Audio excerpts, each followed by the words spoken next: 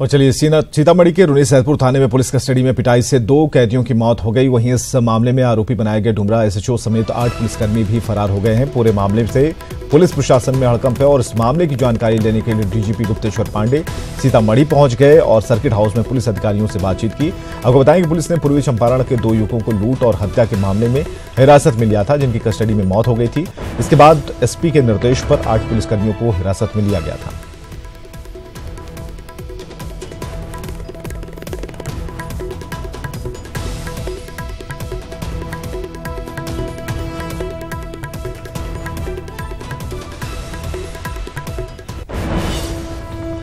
और दहेज के खिलाफ भले ही सख्त कानून हो, लेकिन दहेज दानवों पर इसका कोई असर नहीं होता दिख रहा है। दानापुर से एक ऐसी ही खबर है जो दहेज के लोभियों की करतूत को दिखा रही है।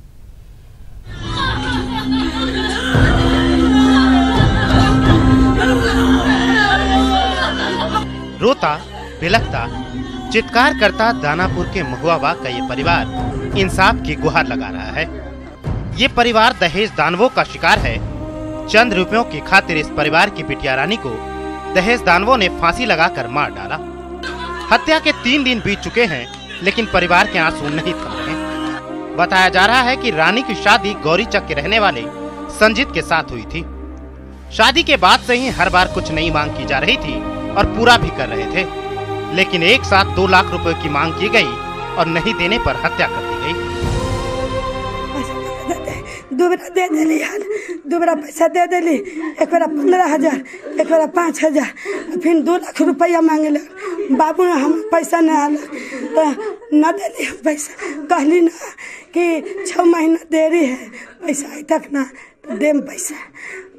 देखिए ठीक है, फोन रखिए।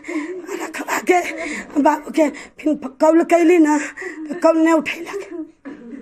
बिहानों के कॉल कैली न उठेलक, बेटा के हमारे कारण मार देलक। 8 साढ़े 8 के बीच में कॉल किया था, समझा कि आपकी बच्ची फांसी लगा के मर गई, लेकिन उसको मार दिया गया। सब मिलकर उसको मार दिया, जान से मार करके झूठों का उसको आत्महत्या का कोशिश करने का कोशिश कर रहा सब। और वहाँ का जब मुखिया गया ना, वो सब गाँव का अपना पक्षपात कर रहा है और बचा रहा, थाना में जाता है हम ऐसा पैरवी करने के लिए। हत्या के बाद से सास, ससुर, देवर सहित सभी ससुराल वाले फरार हैं। वहीं पुलिस अब तक एक भी आरोपी को नहीं पकड़ पाई है। मृतका की एक बेटी है जो बेबसी के आलम में है। परिवार दोषियों को कड़ी से कड़ी सजा दिलाने की मांग कर रहा है। केस को गुमराह कर रहा है और पुलिस मदद कर रही है। हाँ, पुलिस में वहाँ का मुखिया दबाव बना के केस को पलटना चाह रहा है। इसलिए सर उसको कड़ी से कड़ी सजा दिलवाइए। कितनी अजीब बात है कि जिस समाज में महिलाओं के सम्मान की बात होनी चाहिए, वहाँ चंद रुपयों की खातिर उसकी जान ले ली जाती है। जरूरत है जल्द से जल्द आरोपियों को पकड़ने की, जिससे पीड़ित परिवार को न्याय मिल सके। अमरजीत, न्यूज़ 18, दानापुर। और नवादा से अगवा दीक्षा पब्लिक स्कूल के संचालक को पुलिस ने 5 घंटे के भीतर अपहरणकर्ताओं के चंगुल से छुड़ाया है और साथ ही 2 अपहरणकर्ता को भी गिरफ्तार कर लिया। दरअसल स्कूल संचालक कपिल देव वर्मा के साथ 2 लोगों ने मारपीट की और फिर बोलेरो में जबरन बिठाकर ले गए। जैसे ही पुलिस को सूचना मिली, मोबाइल लोकेशन के आधार पर पुलिस ने कार्रवाई करते हुए सकुशल उसे छुड़ा लिया। राजीपुर में एक बार फिर बड़े पैमाने पर नौकरी के नाम पर ठगी करने का मामला का खुलासा हुआ और इस मामले में प्लेसमेंट के नाम पर गोरख धंधा करने वाली कंपनी के कर्मियों ने मोटी रकम नहीं देने पर भोले भाले युवकों को बंधक बना लिया था। हालांकि घटना का पता चलते ही पुलिस ने त्वरित कार्रवाई करते हुए कंपनी के 3 कर्मियों को मौके से गिरफ्तार किया और युवकों को आजाद कराया। 8,000 रुपया 20,000 का मांग दिया, 8,000 रुपया जमा ले लिए, 12,000 का मांग दिया। तो वो बोला पैसा आ जाएगा। हम बोले हम लोग को काम नहीं करना, हम लोग को छोड़ मैं जा रहा हूँ। तो बोला नहीं जाना है, यहीं पर रोक के रखा था। इन लोगों को 4 से 5 दिन पहले नौकरी देने के नाम पर यहाँ बुलाया गया था।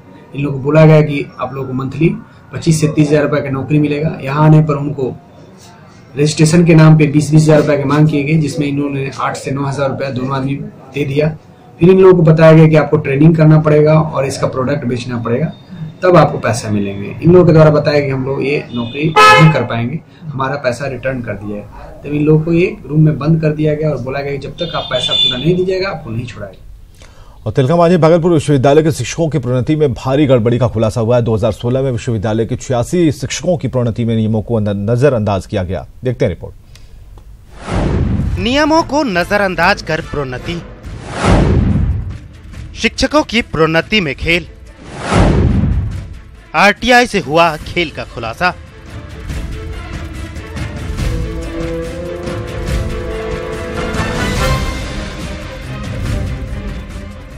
तिलका मांझी भागलपुर विश्वविद्यालय एक बार फिर सुर्खियों में है। विश्वविद्यालय के 86 शिक्षकों की प्रोन्नति में खेल का खुलासा हुआ है। आरटीआई से मिली जानकारी के अनुसार इनकी प्रोन्नति में नियमों को नजरअंदाज किया गया और योग्यता नहीं होने के बाद भी प्रमोशन दिया गया। विश्वविद्यालय के छात्र सौरभ ने जब आरटीआई से इसकी जानकारी मांगी तो 78 शिक्षकों के कागजात मिले, जिनमें 7 शिक्षकों को बिना पीएचडी के रीडर में प्रोन्नति दी गई, जिन्हें बाद में प्रोफेसर बना दिया गया। 86 ऐसे प्रोफेसरों को हम लोग लिस्टेड किए हैं, जिसमें वो लोग जो एक तय सीमा होता है प्रोफेसर बनने के लिए और रीडर बनने के लिए, उससे पहले ही प्रोन्नति पा चुके हैं। और मैं आपको बताऊं कि किसी भी प्रोफेसर रीडर से प्रोफेसर बनने के लिए 3 बेस्ट पेपर यूजीसी जर्नल में छपा होना चाहिए। इन लोगों के अधिकांश ऐसे टीचर हैं जिनके पास कि कोई कॉपी करके बने हैं या किसी का पब्लिश जो हुआ है जर्नल उसका चुरा के, जिस ढंग से हो इलीगल ढंग से वो लोग प्रकाशित करवा के आज प्रोफेसर बन गए हैं।